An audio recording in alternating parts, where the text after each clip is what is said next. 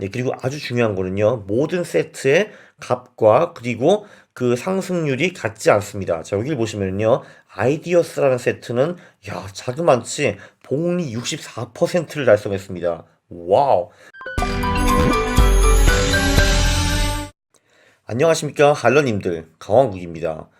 네, 이번에는 제가 우연히 또 재미있는 논문을 발견해서 소개해드리도록 하겠습니다. 아마 제목에서도 보시겠지만 레고 수익이 주식만큼 높다고 라는 논문입니다. 네, 우리가 보통 고민하는 자산 배분을 쓰는 자산들은 보통 뭐 주식, 채권, 부동산, 원자재 뭐 이런 게 있는데요. ETF로 보통 투자를 많이 하고 그러는데 네, 취미 자산에 대한 논문도 꽤 많습니다. 그리고 진짜 부자들은 본인의 자산의 10%를 이런 곳에 분산 투자한다라고 하는데요.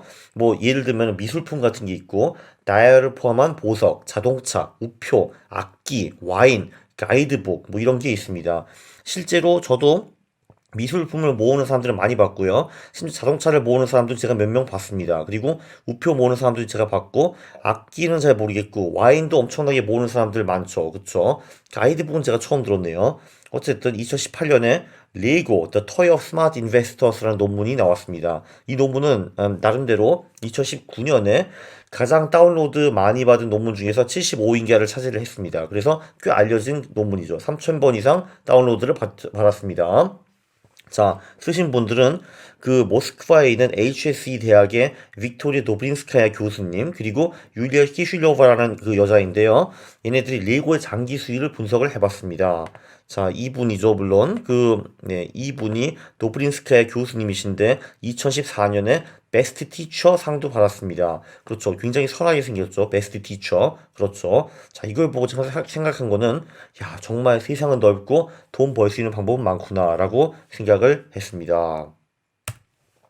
이게 레고라는 게 유동성이 의외로 있는 자산이라고 합니다. 매일매일 이베이 같은 데서 수만 개 중고 세트가 거래가 된다고 합니다. 심지어 1년에 600%씩 확 오르는 그런 세트들도 있고요. 자, 여기 옆에 있는 이 카페 코너라는 이 세트, 요거는 8년 만에 2230%가 올랐다고 합니다. 우호!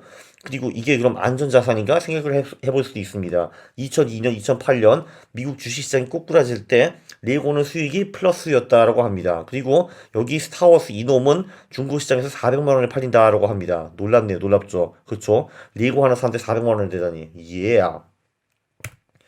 네, 그래서 The Ultimate Guide to Collectible Lego Sets라는 책이 있는데 1981년부터 2014년까지 그 책에 2322개 레고 세트의 월간 가격이 적혀 있다라고 합니다. 21세기부터 샘플이 급격하게 많아지고요. 여기 21세기 2015년에는 800개의 새로운 세트가 태어났습니다. 유명한 테마는 뭐 시티, 해리포터, 스타워즈, 파이레이츠 뭐 이런 게 있다라고 합니다. 자, 이제 수익이 중요하죠. 수익은요. 두근두근두근. 자, 이 초록색, 이게 주식 수익이고요.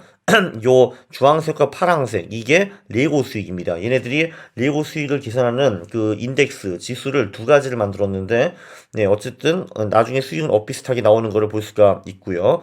이 레고 수익이 채권이나 현금 수익보다는 월등하게 높은 것을 볼 수가 있습니다. 아, 심지어 레고의 수익은 전체 주식 수익보다는 뒤지지만 S&P 500 수익은 능가했습니다.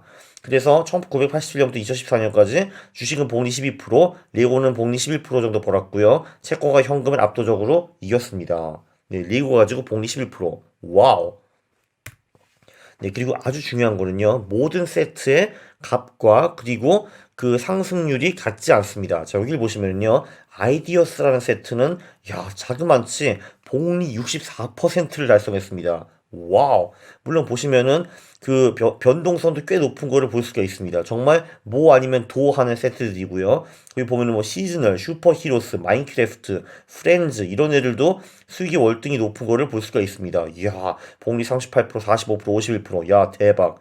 네, 반대로 보면은 뭐 프린스 오브 서비아 그리고 뭐 더 심슨스 이런 데는 수익이 꽤 낮은 거를 볼 수가 있습니다. 아, 나 더 심슨스 되게 좋아하는데 왜 이렇게 낮아? 왜 이렇게 꼴찌냐?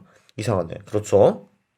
그리고 결론적으로 보면은 유명한 영화 관련된 레고 수익률이 굉장히 높다라는 거를 볼 수가 있습니다. 이거 굉장히 중요하죠, 여러분. 그쵸? 우리가 복리 10% 벌려고 레고에 투자하는 거 아니지 않습니까? 복리 20%, 30%, 50% 벌어야죠. 그쵸? 레고.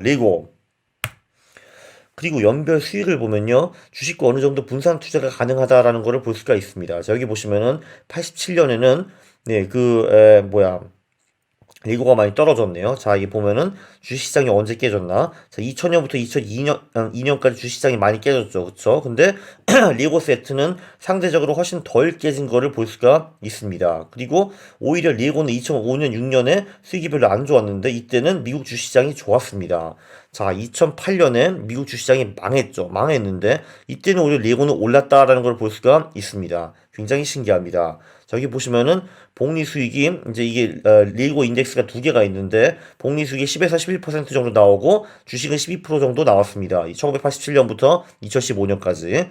네, 그리고 보면은 그 표준 편차는 리구가 주식보다 더 높습니다. 그러니까 리구가 주식보다 더 리스크가 높은 투자처라고 볼 수가 있는데 놀라운 거 뭐냐면 이 스큐네스라는 건데 스큐네스는 뭐냐면 이게 플러스라는 거는 네, 가끔 대박이 크게 날 수 있다라는 말입니다. 주식을 보면은 스큐네스가 마이너스이죠. 이건 뭐냐면은 평상시에는 수익이 좋다가 가끔 아주 대떡락하는 경우가 생긴다 이런 건데 레고는 반대입니다. 보통 수익이 그렇게 높진 않은데 가끔 대박이 훅 날 수가 있다 이런 말입니다. 자, 여기 보시면은 미국 주식과 레고의 상관성은 한 0.1에서 0.2 정도 되고요.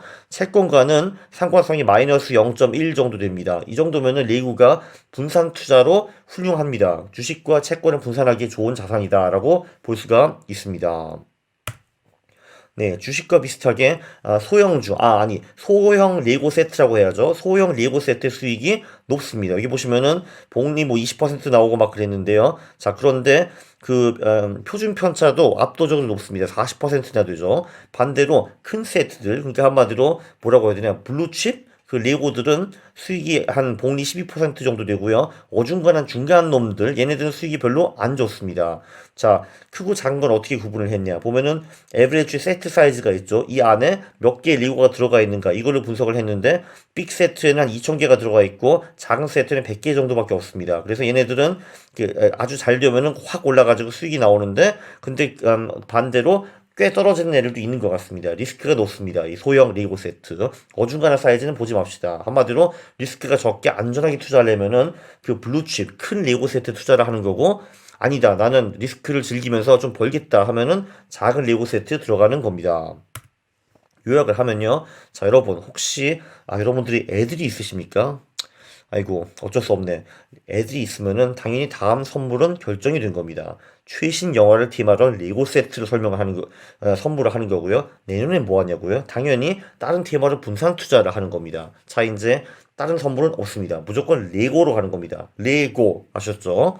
자, 그리고 취미 투자를 좀 더 설명을 해보면요. 사실 취미 투자의 가장 큰 문제는 무엇이냐? 주식 채권보다 거래 비용이 훨씬 더 높습니다. 주식 채권은 기껏해 0.1% 정도 내면 되는 건데 네, 거래 비용이 훨씬 더 높고 이베이 가서 팔고 막 그래야 되니까 그리고 보관 비용이 발생합니다. 리고 세트를 500개 샀다 하면은 그걸 어디다가 쳐 넣어야 되잖아요. 그게 이제 당연히 스페이스를 차지합니다. 사실 제 회사 동료 중에서 이제 어떤 여자분이 계시는데 네, 그분 오빠가 어디 가면 무조건 레고만 사드린다라고 해요. 그래가지고 지금 이제 제 동료분은 집을 나갔는데 이제 옛날 살았던 그 방을 전부 다 레고 세트 도배를 했다라고 합니다. 사실 그래서 제가 이 영상을 만들 때 그분이 생각이 났거든요.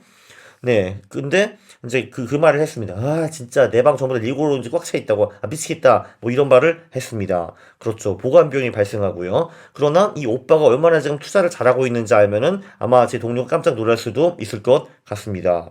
제 생각에는요, 정말 저런 거 모으는 취미가 있다면은 그 오빠분처럼 레고 세트를 모으는 거를 미친 듯이 좋아한다라고 하면은 도전해 볼 만합니다. 그리고 당연히 아무 레고 세트만 사면은 안 되는 거잖아요. 그리고 기왕 샀으면은 나중에 돈을 버는 게 좋지 않습니까? 자, 그럴 거를 대비를 해가지고 제가 이런저런 논문들을 소개를 해드릴 텐데 한번 참고하고 레고를 모으는 게 어떨까 싶습니다.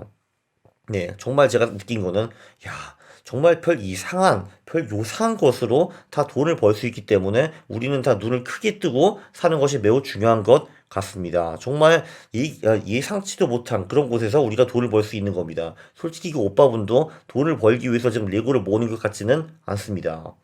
네, 조만간 다른 이상한 취미 자산들도 소개해 드릴 겁니다. 몇 개 제가 예고를 했었죠. 앞에 뭐 와인도 있었고 무슨 자동차도 있었고 우표도 있었고 그런 건데 네, 저도 굉장히 이런데 재미가 있기 때문에 저도 이제 많은 자산구를 알고 싶기 때문에 여러분들께 이상한 취미 자산을 다음에 소개해 드리겠습니다. 감사합니다. 아 참 오셨으면은 구독을 하는 거고요. 알람 설정을 하고 영상을 보시면은 좋아요를 누르는 겁니다. 싫어요를 누르면 제가 매우 싫어합니다. 감사합니다.